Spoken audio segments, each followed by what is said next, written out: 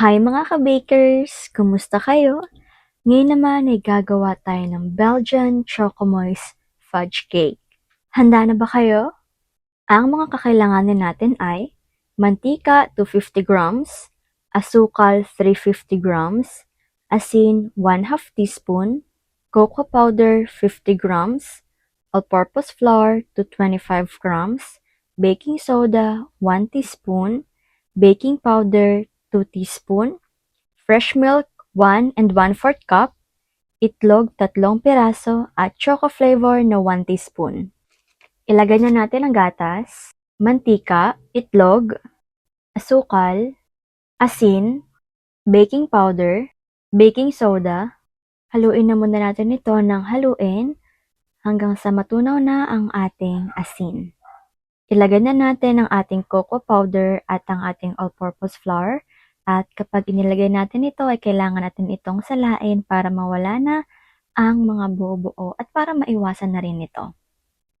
Atin na itong haluin ng haluin para naman magsama-sama na ang mga ingredients na ating inilagay dito. Wow, kuhang-kuha niya na po yung line ko mga ka-bakers ha. Ngayon naman po ay atin na pong ilagay ang ating choco flavor kapag ganito na po ang kanyang consistency.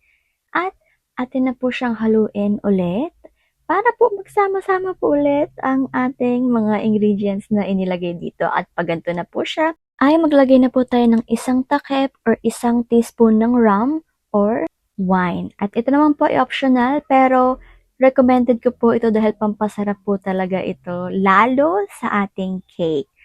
At eto na nga po ang consistency na ating hinahanap. Yan, wala na po siyang buo-buo mga ka-bakers at talaga pong perfect na po ito.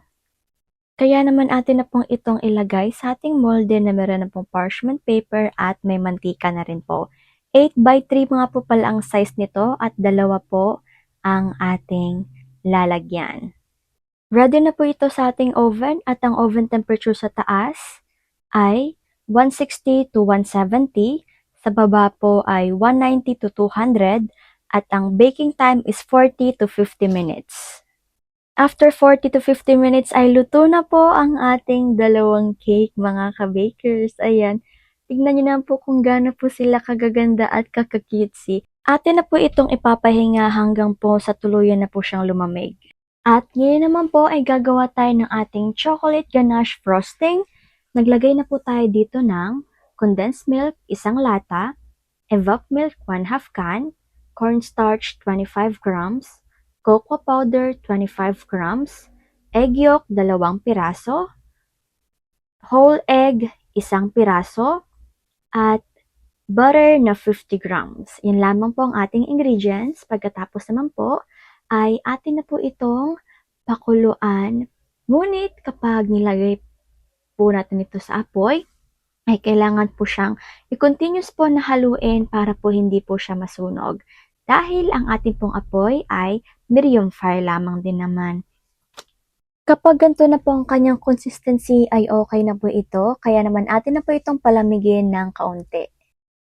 At kapag napahinga na po ay atin na po itong tanggalin sa ating molde, pagkatapos ay atin na po itong hahatiin sa gitna para po lagyan na po siya ng palaman. At yan, atin lang po siyang kuhanin mga ka-bakers. Ayan, tignan niyo po kung gaano ka-cutesy ang kanyang loob. Anyways, maglalagay na po tayo ng ating water sugar. Lalagyan po talaga nito ang mga cake para po hindi siya mag-dry. At next naman po ay maglalagay na po tayo ng ating palaman. Yan. Napakaganda po talaga niyan tignan. Kailangan nga po pala ay hindi po sobrang kapal at hindi po sobrang nipis ng ating palaman. Yan. Kayo na po ang bahala kung gaano po kadami ang inyong gusto. Pagtapos na po ay atin na pong ibalik ang ating hiniwang cake kanina, pero lagyan din po muna natin ito ng water sugar para hindi rin po siya mabilis mag-dry. At syempre po, pag nilagay po natin ay atin pong i-sure na pantay pa rin po sila. Di po ba? Next naman po, maglalagay na po tayo ng ating choco ganache. Sa pag-icing nga po pala nito ay kayo na po ang bahala kung gaano po kadami as long as hindi po siya sobrang kapal at hindi rin naman po siya sobrang nipis. At higit sa lahat ay just take your time lamang po mga ka-bakers. Yan. Kaya naman po, maglalagay na rin po tayo sa gilid nito. Pagkatapos po sa harap ay sa gilid naman. Yan.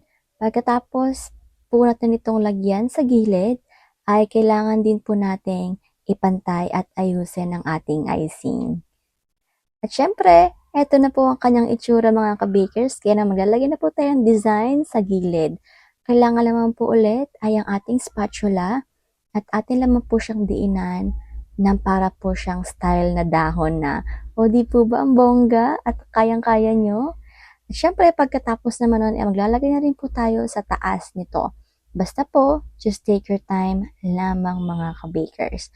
At kung medyo nahihirapan naman po kayo nito, ay pwede naman po kahit na anong design. As long as kayang-kaya nyo, tigit sa lahat ay taos po sa inyong puso. Ano ba naman at nag-aaral tayo dito?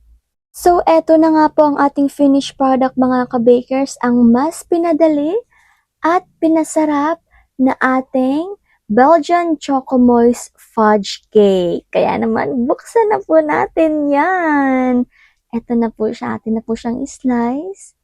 At, taran! O, di po ba napakasarap? Napaka-choco moist naman talaga ang itsura. Tigit sa lahat ay sobrang sarap. Sobrang malinamnam at perfect na perfect para sa lahat. Kaya naman po mga ka-bakers, ano pa pong hinihintay nyo? Gawin nyo na din. Hindi ko na nga po patatagalin pa at eto na po ang ating food for the soul ngayon. Mga awit 37:7. Sa harap ni Yahweh ay pumanatag ka, maging matyagang maghintay sa Kanya. Huwag mong kainggitan ang gumiginhawa sa likong paraan, umunlad man sila. Amen mga ka-bakers, hanggang dito na lang po muna ako.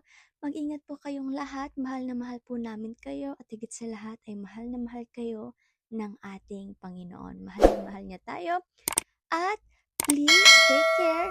God bless.